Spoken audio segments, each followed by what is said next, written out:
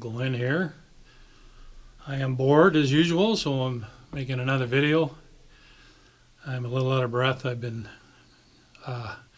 doing stuff in my basement. My basement, if you've ever been here, is pretty small. It's two-sided. One half of my basement is my recording studio. The other half is my work area, as you can see behind me, and the band rehearsal area.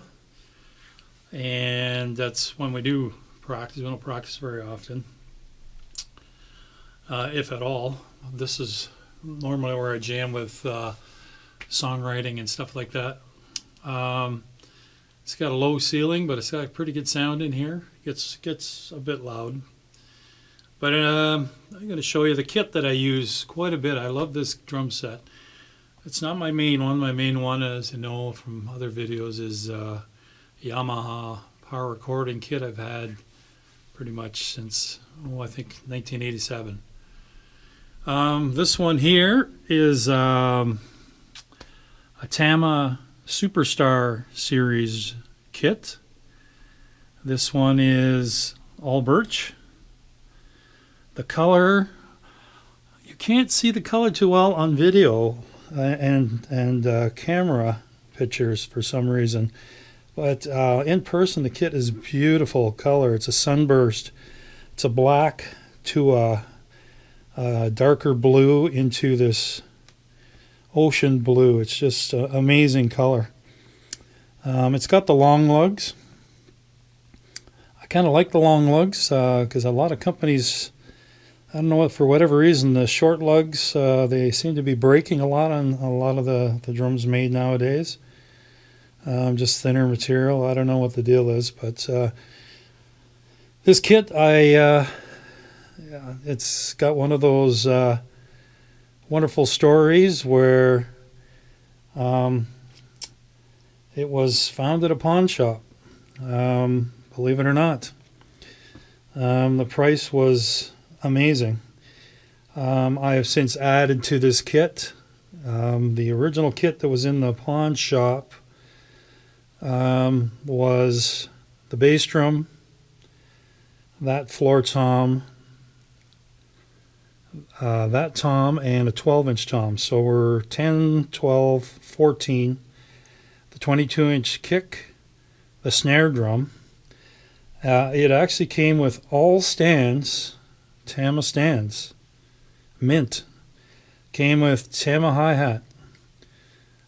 Came with all the cymbals that are evolutions on this kit,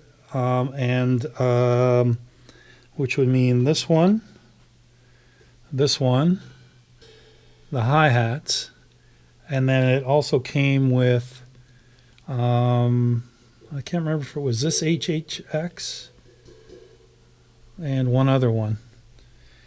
And it all came in along with the drum throne, which is right there. That drum throne is like stupid in price to buy now. I have two of them. It all came, and it came with cases. And I got everything for just under $800. It's just one of those deals where I had a friend there, and I just happened to walk into that store, and he goes, "Glen, that's the deal." I just had to look. I just turned, looked, and paid him. I know what these kits are worth. They're not like the original Superstars. They're done differently, but I love this kit. This kit sounds great. I've been using the replacement Tama heads on it because I like the sound of them. They're going to be switched over. I'm going to try Evans on them for one change, because my other kit I use Remo. I'm not going to use the same thing on all my other drums. So with the drum videos I do, the performance videos, this is the kit I use most of the time. And people have asked, because I guess in the videos it's hard to see what it is because there's no logo on the bass drum. I like the clear front on it, so I changed it out. Now, what was added to this kit? This kit's color was discontinued, I believe, in 2010. I think it's called Ocean Fade. There might be another Ocean Blue Fade. Anyways, they stopped making in 2010. I believe the kit is actually a 2010. I know the story of why the kit was pawned off. It's kind of comical in one way, but I won't bother putting that on the video because that will make it another hour long. As for the extra cymbals and hardware, it's stuff I've added. The rack system, I switched to this I think 2 years ago. I went with the V system, which is just a bunch of V rods. There is another V rod for this for double bass. This kit is now actually a double bass kit. I bought the 16 NOS stock. They were clearing out in the United States in a store, and it was brand new, never taken out of the box. I got that for a song. We have an 8-inch, again, NOS stock. That took me, I've owned the kit for many, many years now. That 8-inch tom took me over 2 years to find. Almost impossible to find them at the time.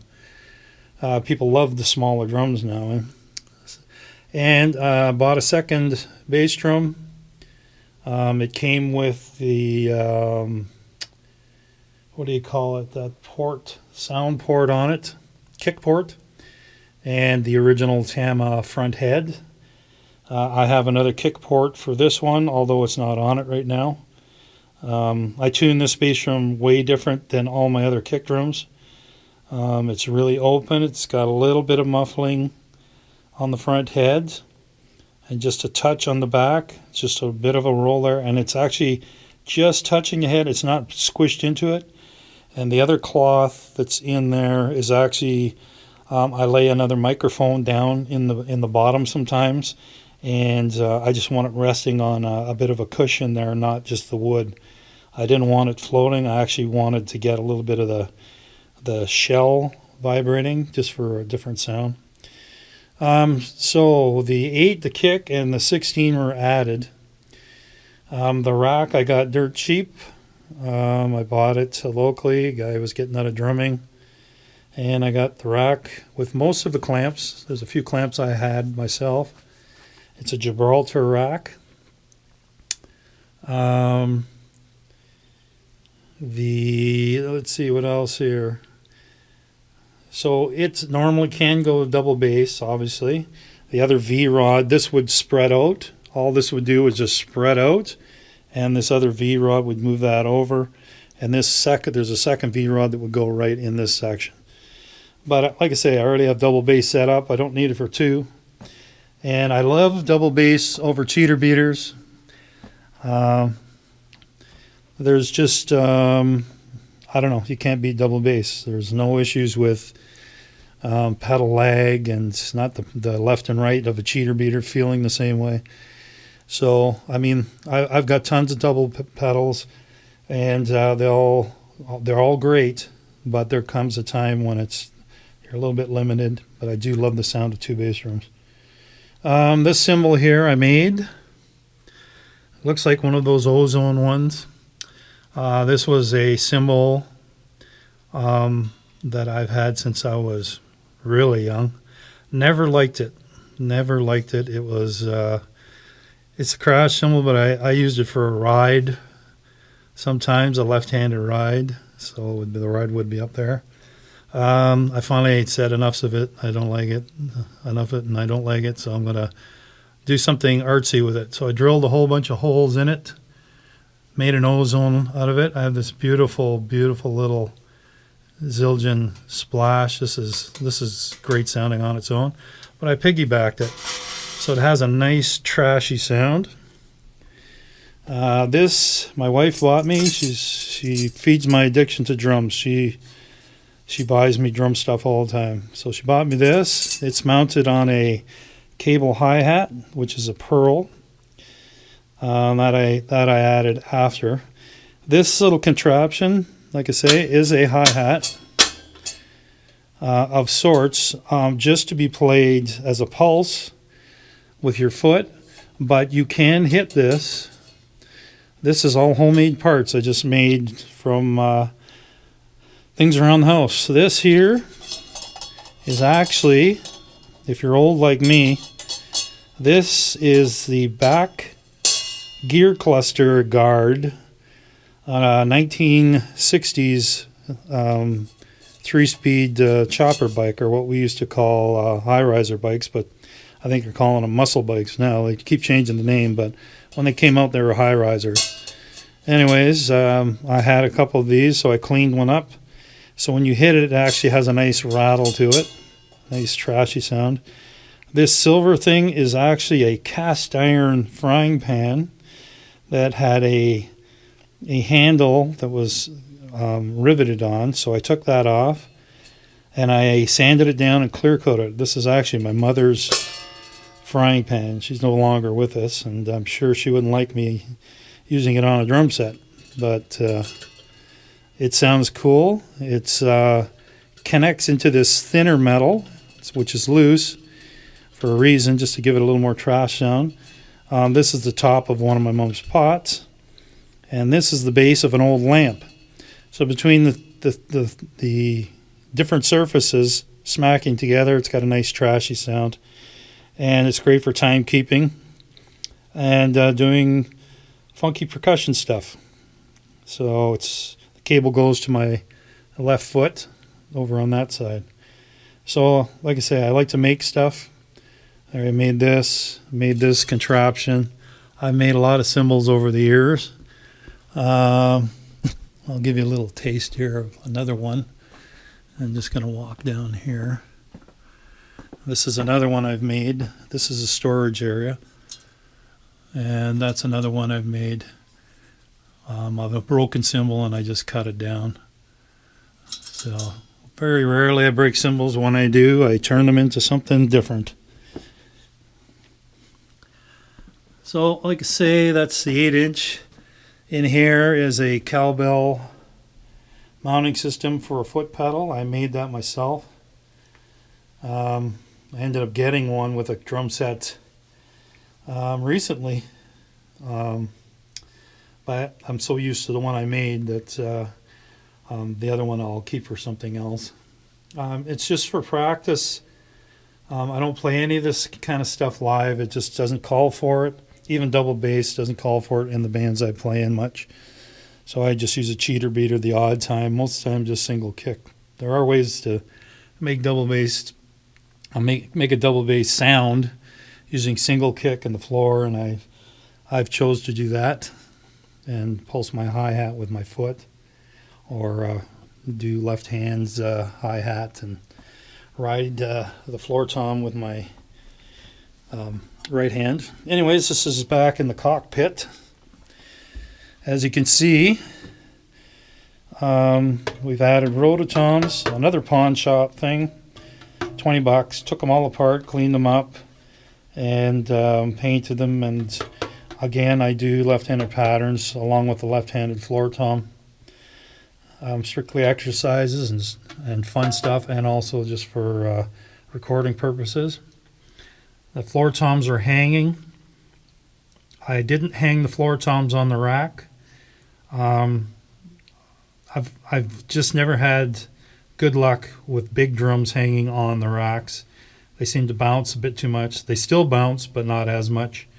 But they are hanging. All these drums have the rim system, the Tama rim system. I just like the stand. That way I can just move them around if I'm doing some cleaning and stuff like that. I just find them more secure that way. Like I say, they're all either Sabian or Zildjians. I started off with pasty cymbals when I was a kid.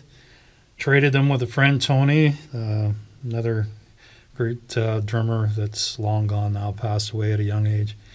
I wish I'd kept him, actually, because I traded my cymbals to him, and he traded his pasty 2002s to me, and I used them for years. But like I say, they were sold off and traded off, and I wish I'd kept them as a keepsake. I'm kind of like that. I like to keep things by other friends that have passed away that were drummers or musicians.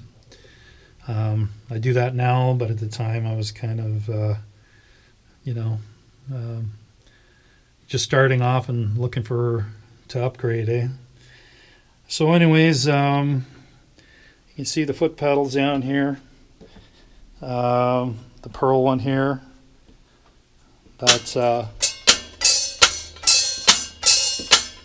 as you can hear, it's got a downbeat and an upbeat.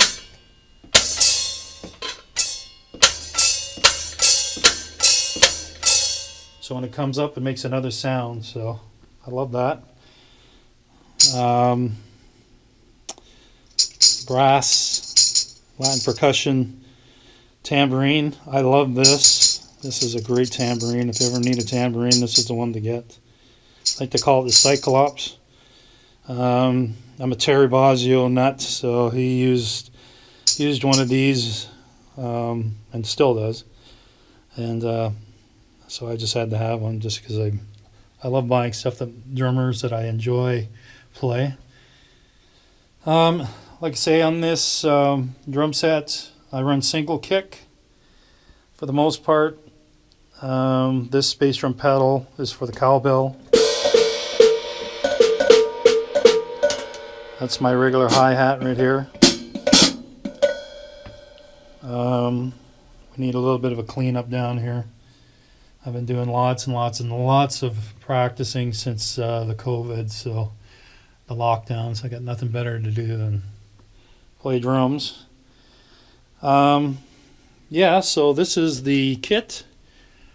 I got a laptop here. My mixer goes into a digital recorder, so I can record my drums, playing to songs, and do my videos online. That's the bass drum. This is a QSC bass bin. This is part of my drum monitoring rig for live. There's top that goes with that, and I just use it actually to fill the stage a little bit with more of a round drum sound. I haven't used it too much on with the band I'm with right now, just because the smaller venues. But I use it the odd time in the basement just for fun. But that's the scoop. It's all mic'd up. Only I hear it mic'd when we do have a get together or a jam, or if I jam with a few people. The drums are loud enough. They're almost too loud because of the low ceilings. As you can see, I got drums everywhere. So with drum kits like this stacked everywhere, you get a real natural reverb. Like you can, I don't know if you can hear it, but you can hear that my fingers snap. I can hear it echo through all the drums. So it's kind of a neat effect when you're recording drums. I don't use this kit for any recording of songs as in original material or when I'm recording for other people. It's strictly a practice kit. That's all I do with it, just practice and have fun with it. I totally love this kit. It doesn't owe me a thing. I change the setup all the time. So sometimes there's the 8 and the 10 there and moved out. Sometimes these are turned into bongos. Sometimes it's a left-hand ride that I take out and I stick right in here, a small, heavy left-handed ride. I just like to change things around and not get too comfy with one setup. Most time live, I just play a basic 4-piece, or what they call a trap kit. Tom, floor, kick, snare. So, anyways, that's the tour of the Tama Superstars. A beautiful kit. If you're ever interested in finding a drum set, these drums, they sometimes go pretty cheap. You won't get a deal like I got, but I'm just walking in my low ceiling so we don't have a head injury. You can stand in my basement on this side, but I just grazed the beams. I'm 5'11", so the other side of the basement is really tall, regular height. But over here, so I've had tall musicians, they have to practice sitting down. So one more look at the old babies. Like I say, I switched to the rack system. Makes it a lot cleaner look. I'm using this mic stand here, or cymbal stand, just to hold a bass drum mic. My other kick drum microphone is buried in my road case stuff. So, and I was doing a quick couple of recordings, so I just used that quick. Alrighty. So thanks for watching, kids.